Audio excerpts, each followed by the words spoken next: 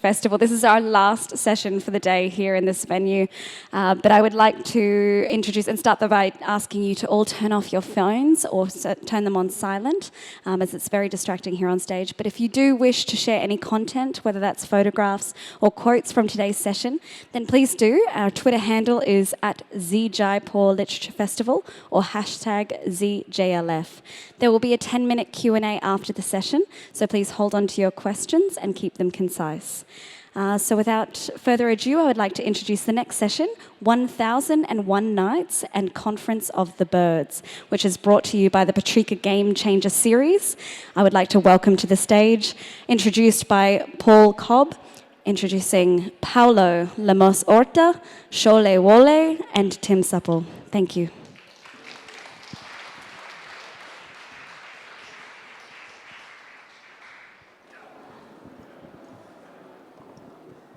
Thank you very much for that, and thank you all for coming, for being here. Thank you also to the organizers and sponsors of the Jaipur Literary Festival. This is my first visit here, and it's an amazing and astonishing, really, coming together of literary fans, creators, artists, writers, and musicians, and I've never experienced anything like it. So thank you for coming here on the last day of what I know is a very exhausting yet very exhilarating experience. I have on stage with me three very exhilarating people. To my immediate right is Paulo Horta, who is assistant professor of literature at New York University in Abu Dhabi. He's the author of a new book, which he will wave at you right now, Marvelous Thieves, Secret Authors of the Arabian Nights. And he is currently engaged in a new project, which he's called Rotten Little Worlds, about publishing, the publishing of literatures from the global south. On the end, in the middle we have Sholeh Wolpé, who is an Iranian-born poet and translator based in Los Angeles. Of her many books, including drama and poetry, the most recent is a modern translation of one of probably my favorite work in Persian, the Montekiter, or Conference of the Birds, by the 12th century Iranian mystic Attar. And finally, at the end of the row, we have Tim Supple, who's an award-winning dramatist who has worked across London's West End, including the National Theatre, the RSC, and the Young Vic. His work has toured extensively across the UK, Europe, Australia, and North America. For his company, Dash Arts, he created an internationally celebrated multilingual Indian production of A Midsummer Night's Dream in 2006, which some of you may well remember. His 6-hour adaptation of 1001 Nights, however, is what we'll be focusing on today. It was created with artists from the Arabic-speaking world and was a massive success at the 2011 Edinburgh International Festival. He's currently developing an adaptation of the great Persian national epic, the Shahnameh, with artists from post-Soviet states, as well as a global project, which is very intriguing to me, into global theater traditions that will lead ultimately to a, get this, multilingual international production of King Lear in 2018. So book your tickets now for that. I'd like to begin maybe by asking a question of Paulo, since we have here a panel that is oriented towards translation and adaptation in a certain way. Your work in Marvelous Thieves opens this world of the various translators of the Arabian Nights, and for most of us, we've only experienced the Arabian Nights in translation in one form or another. In my case, and I think most cases here in English translation, certainly the towering, most famous English translation, maybe infamous English translation, is that of the former India officer Sir Richard Francis Burton, famous Victorian translator, mystic, fraud, pornographer, a very colorful figure. But what struck me about your book, though, is that there's a lot more to the story than just Burton, isn't there? Yes, Paul. Burton, who spent his 20s in India in the 1840s, was an incredibly successful and dangerous con man. I used to think of him until, actually, I would say he was the most successful con man in history, except I may have to revise that estimate in light of recent events. It's kind of ironic because in the wake of the Trump election and Brexit, a conservative columnist said, the real cosmopolitans actually were Kipling, T. Lawrence, and Richard Burton. And in an unfortunate way, Burton is a cosmopolitan for our post-truth times, I would say, because he really, as much of a genius of languages that he was, he learned many languages here in India, including Sindhi and Marathi, and he passed in first on his exams. He claimed to speak an even much greater number of languages. So he passed exams in 6 and claimed to speak 36. And he explored the source of the Nile in Central Africa. He performed the pilgrimage to Mecca and Medina disguised as a Muslim. But then he would claim even more fantastical feats. So it was a strange combination of genius and con man. Behind him, in fact, I think, were the overlooked tellers of the Arabian Nights, the people for whom we owe the existence of the Arabian Nights as world literature. So Burton in India actually encountered the Arabian Nights with his munshis. What is a munshi? A language teacher. So here in Mumbai, in Hindustani, he learned how to interpret stories from the Arabian Nights. And then, in reality, most of these figures like Burton were always relying on collaborators, on overlooked figures that they've erased from the history books. And that's what my book is actually about. The stories of Ali Baba and Aladdin that we've long credited to the French translator of the Arabian Nights, Antoine Galland, in 1709, in the early 18th century, can actually be traced to a Syrian storyteller, Hana Diab, who traveled from Aleppo all the way through the Mediterranean to the palace in Versailles, to the opera house in Paris. And he told the story of Aladdin and the Wonderful Lamp, and of Ali Baba and the 40 Thieves, to the French translator who wrote them down but did not credit Hana Diab. So in each case, every time we think of a famous translator of the Arabian Nights as the author of the story collection, in fact, we are overlooking the booksellers in Cairo, the storytellers in the cafes of Aleppo, and the munshis in India, who are equally the authors of the Arabian Nights. Thank you. Tim, since we're on the subject of the Arabian Nights, I wonder if you could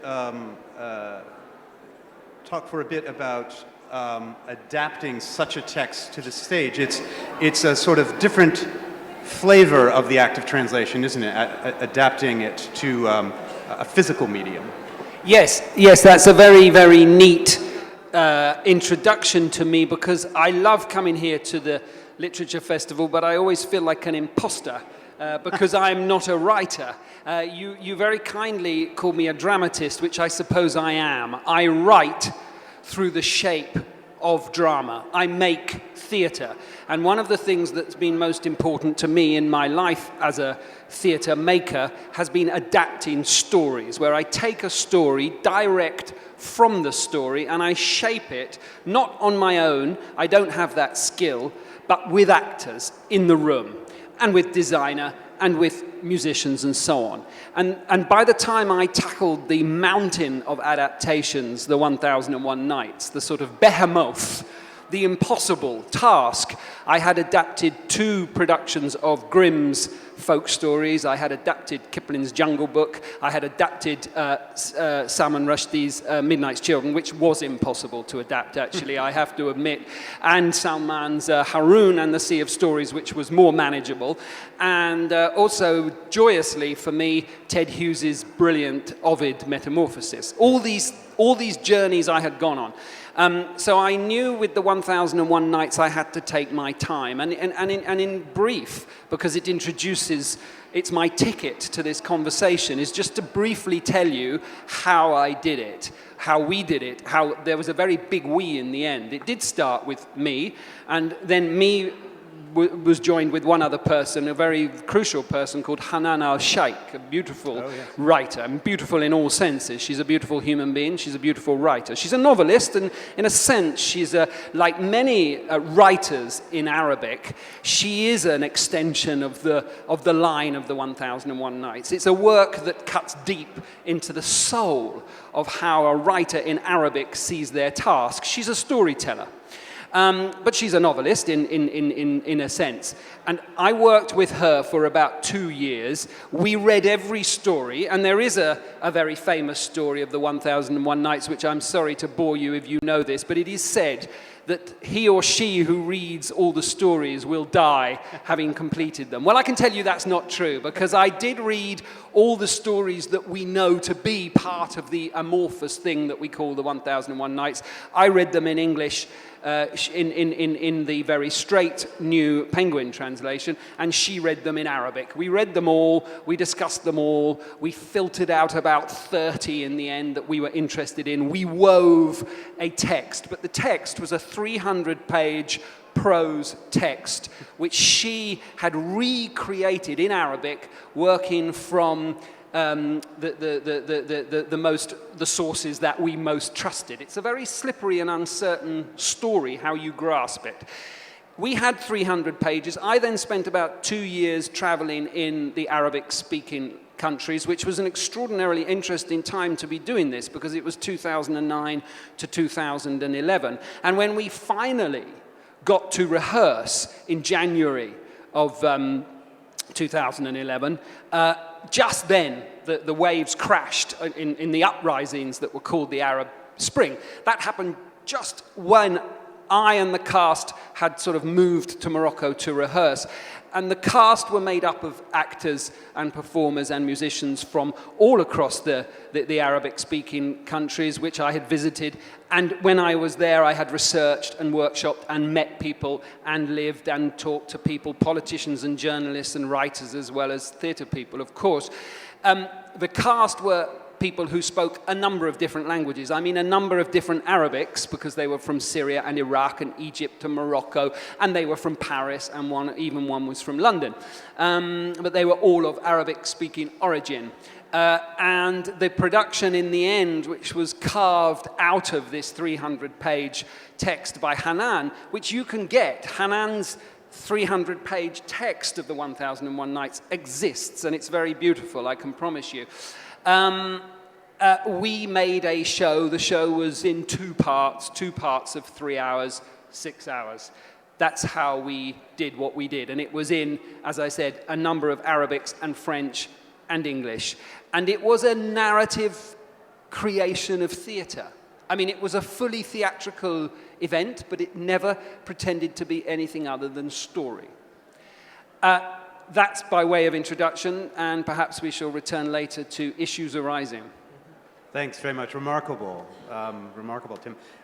Equally remarkable is this new translation of this beautiful work by Attar, The Conference of the Birds, that Sholeh Wolpé has produced. I was just going to ask her a sort of straight question, but I suspect it's probably best answered through hearing your translations. But it deals with what it must be like for you as a poet and as a woman to translate the works of another poet. And I think we can probably hear the answer better just by listening to your own translation. Yes. Can you hear me? It's a pleasure to be here. I wrote many years ago a poem, and it goes like this. Here come the octopi of war, tentacles wielding guns, missiles, flags, and holy books. Don't fill your pen with their ink. Write with your fingernails. Scratch light upon these darkened days.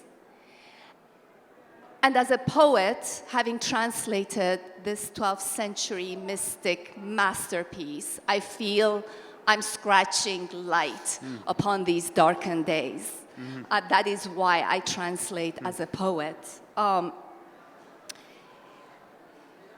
This is an amazing work. I spent the last 2 years getting into the bone and marrow of this work, and it's changed my life, it's changed my soul. Some of you may be familiar with mystic poet Rumi, because he's very well translated.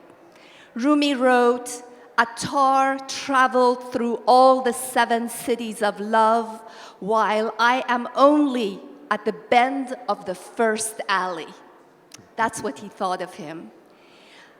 What amazes me is that Attar himself, in the epilogue of this masterpiece, wrote, and this is in 12th century Iran, he wrote, "These lofty words are an antidote for anyone sickened by extremism poison."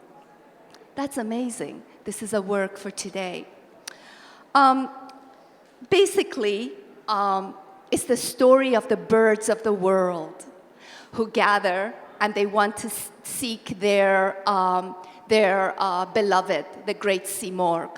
And the hoopoe, that's a beautiful bird with a beautiful crown on its head, says, "I know where the Simorg lives, and I will take you there." And then the story continues, and there are many anecdotes, there are many, many stories within the story. I would like to just read a little bit of it for you. If the audience is okay with that. Is that okay? Yes? Okay.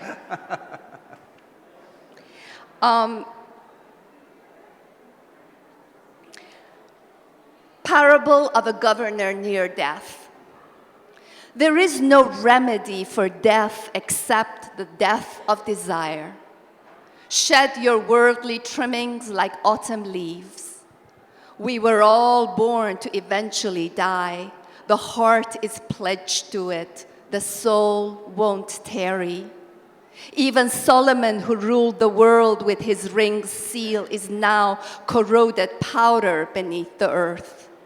Those who let blood spill in tyranny soon become nothing but dust in tombs. All laid to rest beneath the earth, but not in rest, rather unrest. Study death to grasp the hardship of the journey. The grave is just the first stop. If you knew the bitterness of true death, your sweet soul would unhinge in chaos. He also has, within the work, he has many stories to illustrate points, and I will read you a short one. Okay, where is it? My notes are, well, I can't find the story. I will read you the finale that I was gonna read, because I don't want to take too much time, and then we can go back to it. Please. Basically, what Attar says is that don't judge other people. We all have our journey to take, right? And he says, just take care that when you get to that great ocean, that you arrive as a pure drop of water, because that is when you can go into the ocean, become the ocean, understand the ocean. But you can arrive at it as a pebble, and the ocean will still take you in. But wrapped in your ego, you will sink to the bottom and will never know the ocean, the beloved. The beloved is a grand ocean in which the garden of paradise is but a tiny ball of dew. If you have the ocean, you have the drop. Don't settle for less. Don't seek anything but the ocean. If you can find your way to vast waters, why rush towards a drop of dew? If you can speak heart to heart with the sun, why have a conversation with a dust mote? If you can contain the whole, why trouble yourself with the parts?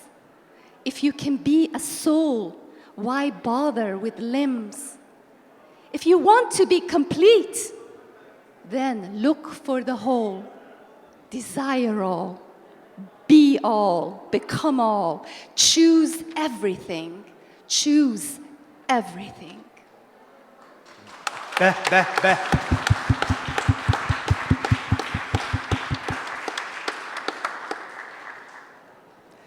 Thank you. I want to give the audience opportunities to ask questions, but I'm rather greedy because this is a very unique situation for me to have this panel of translators and adapters who have, I think, each unique set of superpowers. So let me, if I may, address a group question or two for you to maybe engage with. And there may even be more readings that are relevant if you prefer, Sholeh. My first concerns, well, in ways inspired by what you said earlier about motive, about bringing light in a very dark time. And that got me thinking about what it is that translators do. I've translated stuff myself, and it made me think about what we as writers and translators can bring to the world using other people's work, you see. And it made me think about, it also made me think about these strange characters in Paulo's book who are engaged in the act of translation in a rather different time, in a rather different context. So I wonder if you as a group could maybe say something about the motives of translation, what it is that you think we're able to accomplish, or our subjects are able to accomplish through the act of translation or adaptation. Tim, would you like to? Yeah. Well, yeah, I guess let me speak about adaptation because I think that adaptation is a kind of, one is trying to be a medium in a sense. One is trying to conjure and awaken something that exists in one form and turn it into another. Now, theatre's my world, so I'm trying to bring it alive, literally. And I'm trying to conjure up into, I'm trying to animate something that doesn't exist in a physical sense, and I'm trying to make of it a living event. Now, there's a crucial difference with this work, which is that we talk about Ovid's Metamorphosis, or Hughes's version of Ovid, or we talk about Shakespeare's Julius Caesar, or we talk about Grimm's or Perrault when we talk about folk stories. Now, all those writers, they didn't write original material. They took existing material, Chaucer, so on, Ferdowsi with his Shahnameh. And they took existing material, but they made it something absolutely focused into their writer's craft and art and perhaps mission and meaning. The 1001 Nights doesn't have that. No translator has managed to make it their own. And I certainly didn't manage that, I have to admit. In all humility, I merely added a little scratch on the line of this journey of this piece. Nobody has made it their own. There is no one author. It shape-shifts. It changed so much over time. And when you adapt, I think there's, for me, a very fine tightrope to walk on. On the one hand, you have to make decisions. Now, I made our 1001 Nights Arabic, but I know it's not Arabic. Of course it's not. As far as we know, it's Indian, like most things originally. Then, as far as we know, it was Persian. But it was in the Arabic language that it was most formed. And it was in the Arabic language that it most existed, physically, and writing, and or in telling. And I took a cultural, political decision to explore something that is often overlooked, an Arabic work from an Arabic story. But that's a decision. I also found, just very briefly, the revelations for me reading the 1001 Nights is I'd been brought up on the Arabian Nights, Ali Baba, Aladdin, the magical tales. That's not what most interested me about the stories. This struck me as being city narratives with a strong presence of the supernatural, thus the magic, but actually all about the tough issues of our middle years, marriage, money, travel. And it was violent and tough and sexual, things I didn't know. That's what struck me, and that's what colored our production. On the other hand, one tries to not make decisions. One tries to be simply the carrier of someone else's idea. And I think that's the tightrope of adaptation. I mean, a big discovery for me was that the Arabian Nights became world literature here in India. And I discovered an overlooked translation, which was the first English translation of the Arabian Nights by Henry Torrance, who was an officer in the English army in India in the 1840s, actually during the Anglo-Afghan campaign. But maybe the answer is a two-part answer. Why translate the Arabian Nights? For Burton, it was to lose himself in somebody else's identity. So when Burton was in India, he soon discovered that he was uncomfortable walking around in English army dress. So what did he do? He adopted a series of disguises. He pretended to be a merchant at the market. He pretended to be different things. I'm not sure how persuasive the disguises actually were. We know that at least one person seeing Burton dressed as a native here in India walk by said, "Look, there goes a crow dressed in parrot's feathers." So we know that he was somebody who saw translation as a way of escaping his own identity. He was obsessed with the city narrative of Harun al-Rashid, the famous caliph who would dress as a commoner to find out what the people of Baghdad actually believed about him. And Burton, when he performed his pilgrimage to Mecca, went along the wells put there by Zubaydah, the wife of the caliph Harun al-Rashid. So he actually believed he was a Harun al-Rashid disguising himself as an Arab merchant himself. And so losing yourself is one answer. The other answer, which is the earlier translation by Henry Torrance that nobody has really known about until now, I would say is to bridge the cultural difference between yourself and somebody else. So here he was in a very similar environment in the 1840s, again in India, again an officer from England, but he was also a Freemason. And he was a Freemason who believed at the time that there was a lot of controversy and most Freemasons wanted only the English to be in their lodges, he actually composed songs in honor of those Masons who wanted Parsis and Muslims and Jews and Hindus to be allowed into the Masonic lodges as well. So for him, it was not so much to escape into cultural difference, but to bridge and find some kind of commonality between different cultures. So I think these are two different approaches and motivations behind people who pursue translation. Well, for me, translation, I come from a different angle. I'm a poet. And for me, translation is a service because I believe that what survives in our world is the music, the arts, our poetry, and our literature. Beyond that, what else remains? Translation allows cultures and people come together. It bridges the chasm that is ever widening by politicians and tyrants. It brings cultures together. So as a poet, I offer this service. With a work like the Conference of the Birds, translation takes place at multi-level. First of all, there is the cultural translation. Then you have to bring it from 12th century to modern English. You have to take almost 5,000 couplets, translate 5,000 couplets in hemistiches into English in an accessible modern way, in a way that doesn't frighten the reader, right?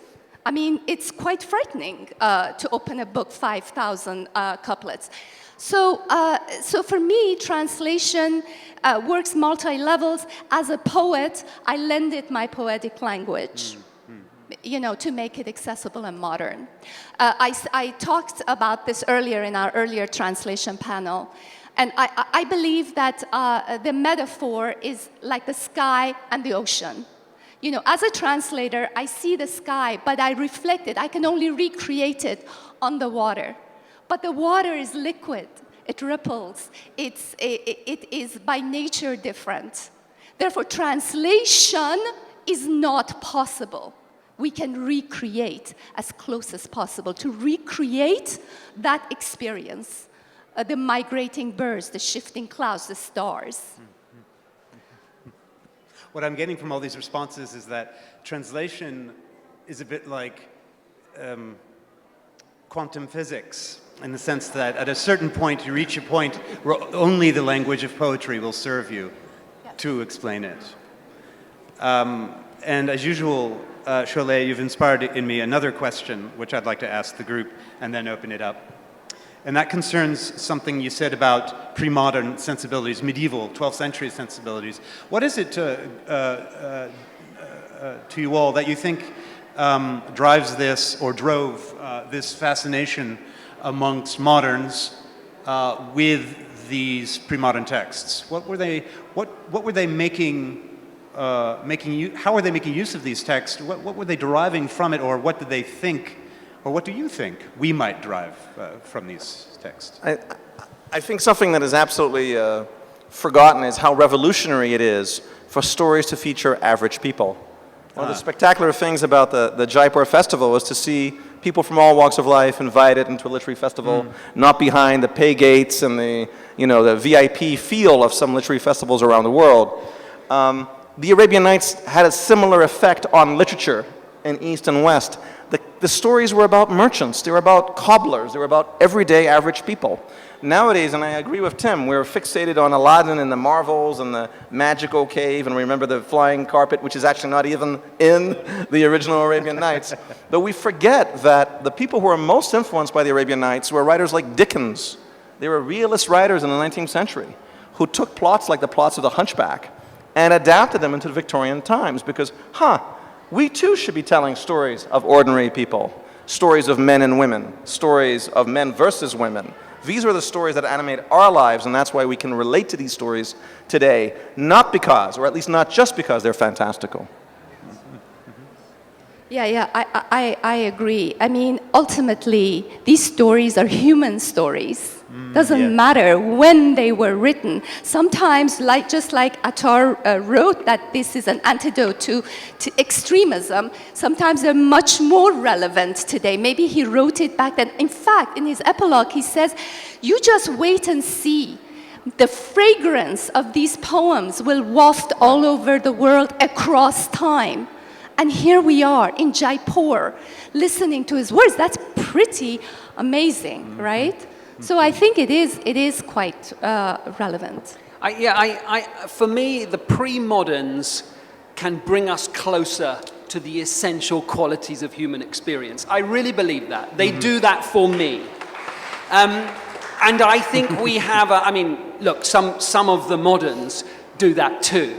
So but my point is that we have an obsession, or at least we in the West, largely, where I grew up in the UK, have an obsession with what we call relevance, as if a 15-year-old will not relate to something unless the character is dressed like them and speaks like them. Now, there's room for that. Of course, we need to see ourselves represented, but we need to see our inner selves represented. And that's where the pre-moderns win out time and time again. And a thing that's radically overlooked about Shakespeare is that he's half pre-modern. And we get obsessed with the half that's modern, so we think we have to make it all like now. But half of him is ancient. He inherited that. And the 1001 Nights, which I know best, and I've come to know Conference of the Birds more recently, which is an extraordinary work, they demand of us something else, and they make us reach for something else beyond ourselves and beyond the reality of now. And they are precious as gold dust in that way. And we will have an unending fascination in the thing that is not like us and not like now. And these stories do it brilliantly. Brilliant, thank you.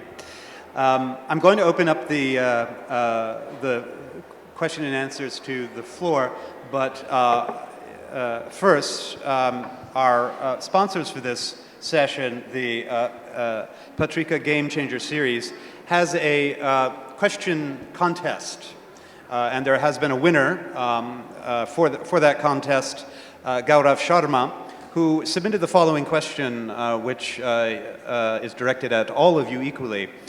The question is as follows: Nature has always been a source of inspiration for poets and translators. What do you think? What is it that makes it so enduring a source of inspiration, do you think? Well, this whole work is about the birds of the world, because okay, where is our root from? We root into the earth. Of course, we are going to go back to it. But may I, in way of answer, just read this short story about a little fly? I found it. May I do that? I think they'll permit that. Okay, so this kind of answers the question. The parable of a fly in a honeycomb. As a fly was searching for food, he spied a comb of honey in a corner. Overcome with longing, he began to buzz loudly. Where is the noble fellow who will guide me into this honeycomb in exchange for a grain of barley? I wish to enter this hive because the bees seem so happy inside.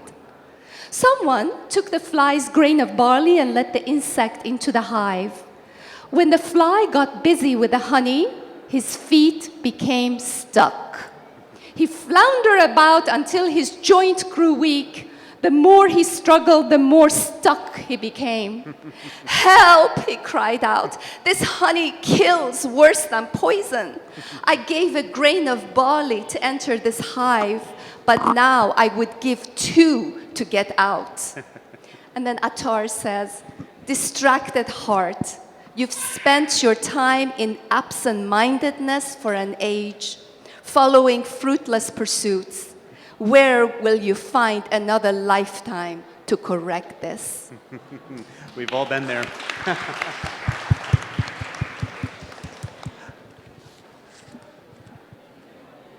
Anything else to add to that question?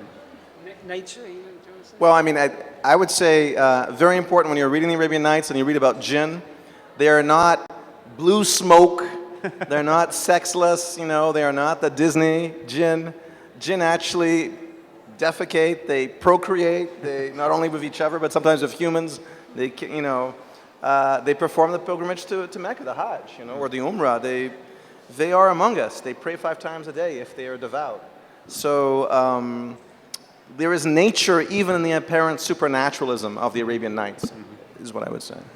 And I guess for me, nature's an interesting one for me as a dramatist because nature exists out there. So it's not for me the primary thing to represent. Now, I'm not going to disregard the great poets and writers and painters and artists who've represented nature. I think that's beyond my knowledge. For me, it's not quite the subject of most importance because it exists better in the real world.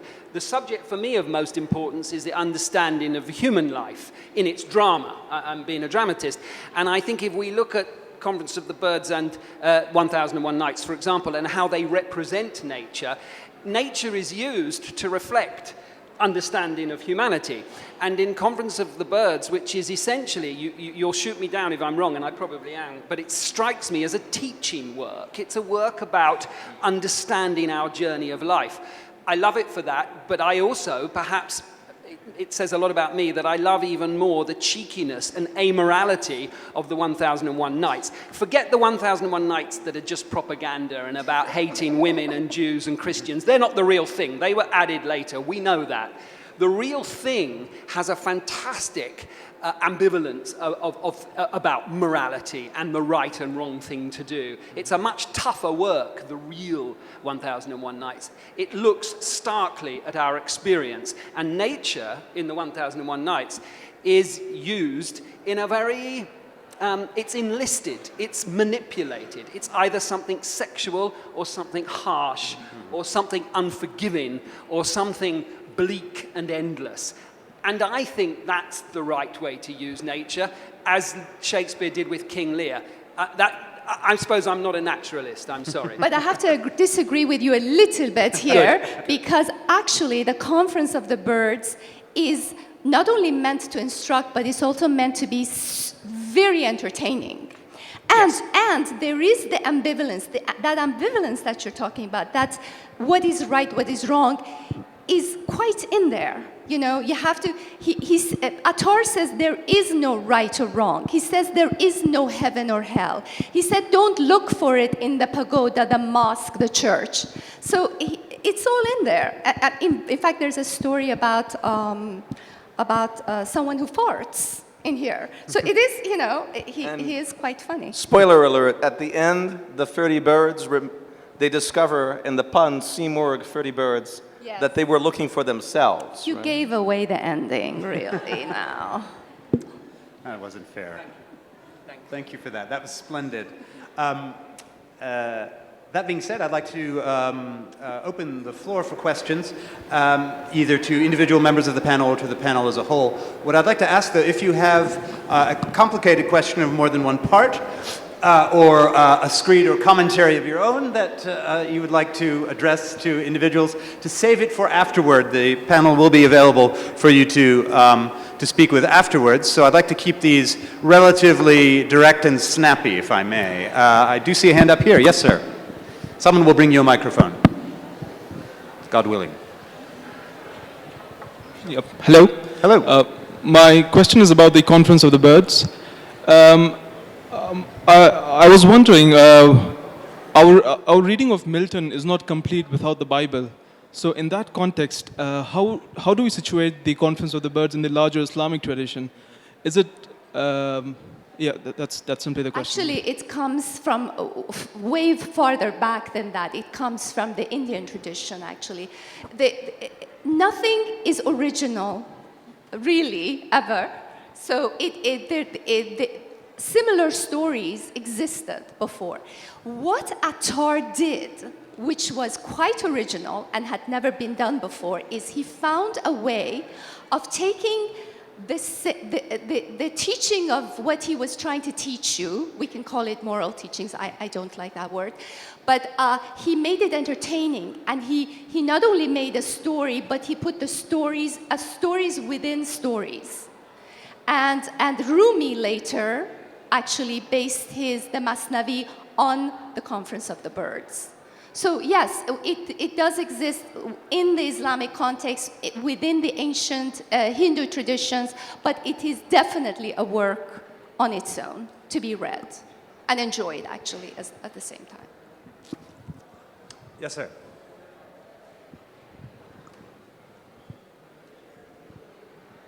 So when I read a translation, okay, so I always feel there is a person in between me and the writer of the story, right? So my question to you is like, I've not read Conference of the Bird. I intend on doing it. Thing is that how much of you is there in this book? Me? Yeah. Okay, now I'm going to answer, this is my answer, right? So it's personal. I believe any translator exists within a work of translation, especially when it comes to poetry. It is my poetic sensibility, my poetic language, because these are modern translations, but it's clearly Attar. So any work of translation is cooperation between the poet and the recreator. And I've very rarely worked with poets who've been alive. I've mostly worked with dead poets, so Much easier. I usually have my way with them. Yes, sir. Sir, hello. When we go to the terrace of the houses, of our own houses, so in the morning or evening, sometimes the pigeons or crow is something there, but we don't find the good birds there. If go to Central Park or any place, we listen their this music or their conference or something. Can a person understand their conferences of the birds? Sometimes it looks like their music or it's very good to listen. But can we understand that? I am sorry, I didn't quite get that. Yes. Can we? Oh, you can understand this. Yes, of course. This is an incredibly accessible work. I chose not to translate all of it as poetry because there are stories within the story.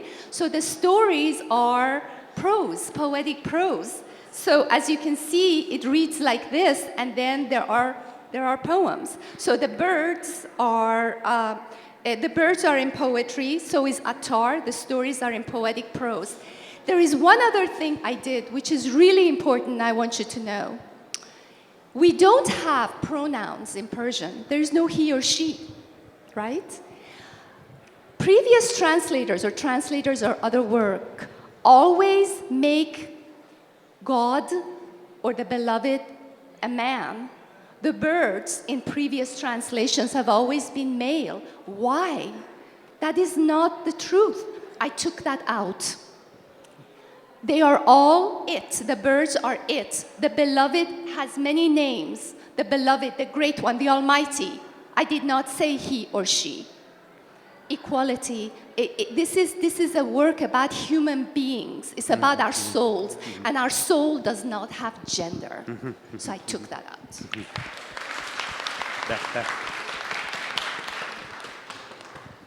Yes, sir, in front.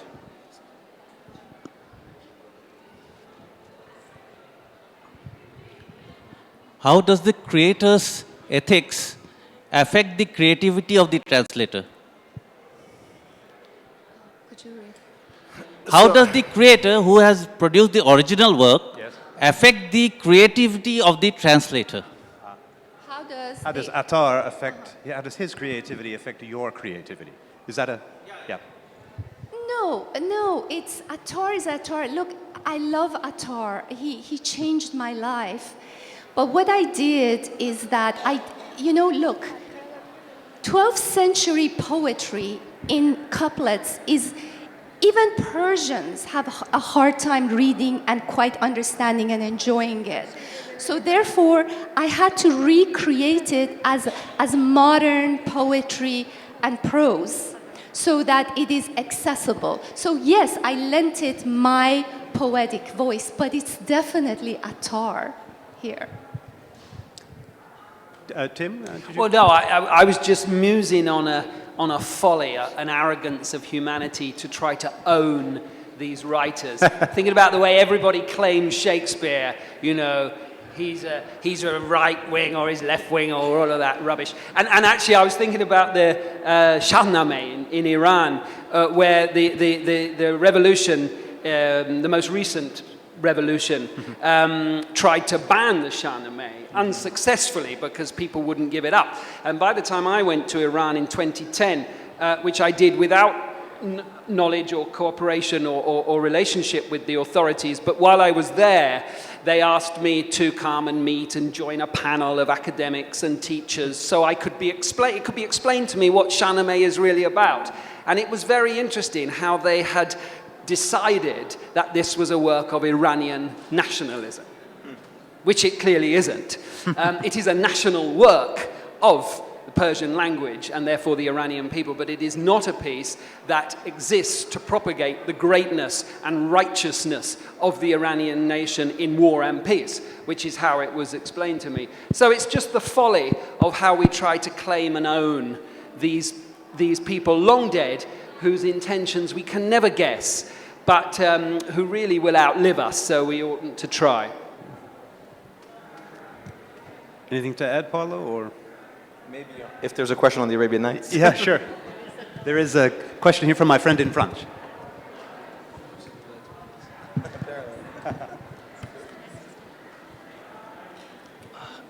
Good evening, everyone. My question is to Tim. Tim, actually, 2 years ago, I... Just put the mic Yeah. Can you hear me? Perfect. Yep. 2 years ago, I did a production of Midsummer's Night Dream. So, in India, actually, we have a translation done by Habib Tanveer, which is very much modern. Kamdev ka apna, Basant Ritu ka sapna. And when I get into research, I found that Shudrak's plays in Sanskrit, Shudrak written some of the texts which are completely based on drama, so are very much, which has been written more than 3,000 years ago, which are very much similar to Shakespeare's writing. Can you please comment on that? I would love to know more about what you've just said. Unfortunately, I don't know the writings that you talk about, so I will only say that it doesn't surprise me that those echoes are there, especially with the Midsummer Night's Dream. But Shakespeare, as I said, has ancient roots, and we forget that at our peril of understanding. Philip. This is a question for Paulo. Would you like to comment on the collection, elaboration, and presentation of the Arabian Nights within the phenomenon that is now commonly referred to as Orientalism. Sort of put it in that context. Yes. Orientalism, this idea that the ideas about the East and the stories about the East that became prevalent in Europe were not innocent of imperial rule. The reality is that my book would definitely agree with that statement. In fact, Henry Torrens, who is this translator I discovered, the first translator of the Arabian Nights into English, was the political and secret secretary in the first Anglo-Afghan War of 1838 to 1841. And the version he worked from in Arabic was edited by William Hay McNaughton on top of an elephant on his way to invade Afghanistan. So it's very difficult, I would say almost impossible, to disentangle that. What I think is interesting is that I've actually done some research into Hay and Torrens. They relied on munshis. They relied on, I don't think that McNaughton, as he was invading Afghanistan, could do it all by himself. So I think it's possible to go into the notebooks and the archives and find the voices of those here in South Asia who actually did a lot of the work for them. So in that sense, they're not completely imperial. They also have the voices of those who were, under the power of empire, but perhaps even not in agreement with it from the start.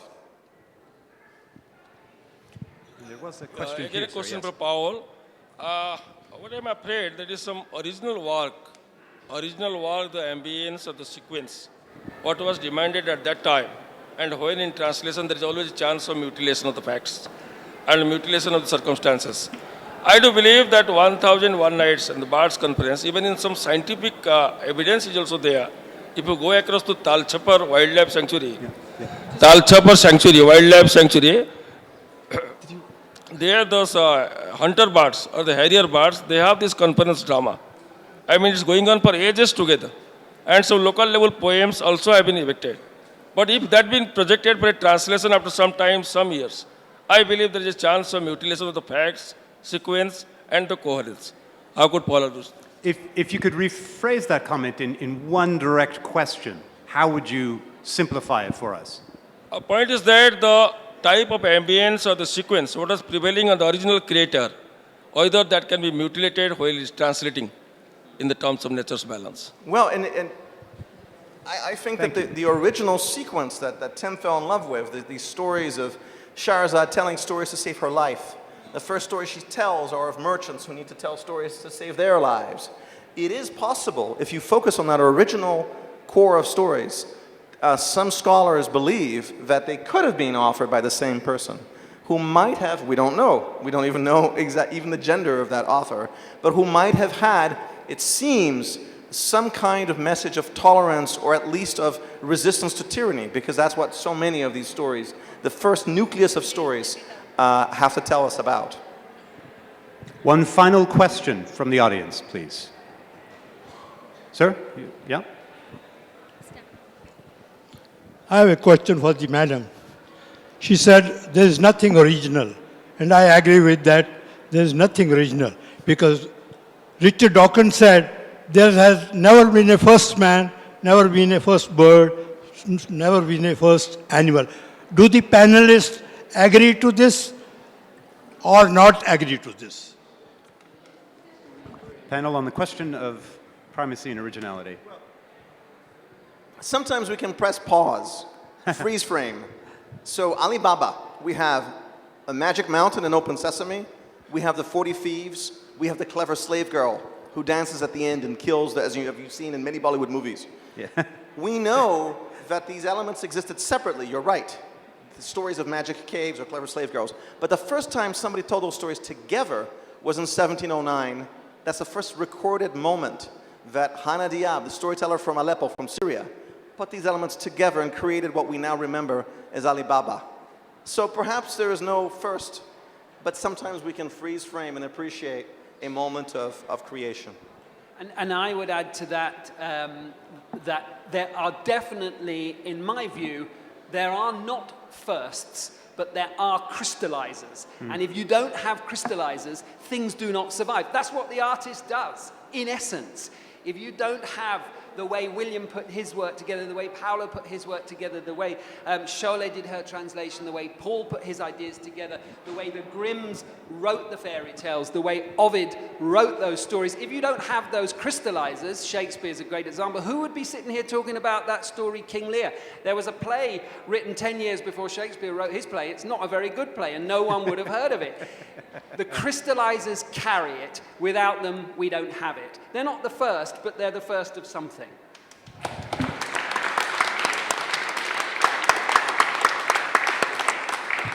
Thank you for that question, which allowed us to get these very rousing answers from our panel.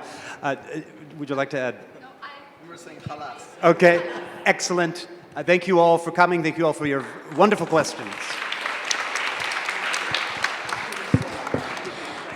Yes, ladies and gentlemen, please thank our guests once again. We've got Paulo, Sholeh, Tim, and Paul for that wonderful session.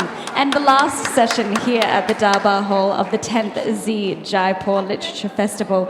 Now, all the authors will be available for book signing to our left between here and Batak. So if you would like to get their books and have them signed, or if you've got another question for them that you would like answered, then please send over there. So that basically concludes the Darbar Hall, and I would like to say a huge, huge thank you and congratulations to all of our volunteers that have been involved. There are hundreds of them throughout the festival, but especially our ones here at the Darbar Hall. They have been outstanding, and they have worked tirelessly for the last 5 days. All of them have just absolutely outstanded, both Shash and I. So yeah, big round of applause for them. Also to our audio-visual team. Amazing, amazing. I feel blessed that we have been here in the Darbar Hall. It's probably one of the most beautiful, quiet, warm, cozy venues of the entire festival. So I feel very blessed to be one of the venue managers. To my partner, Shashwati, for being such a power horse and just being on top of everything. You've just been incredible to work with.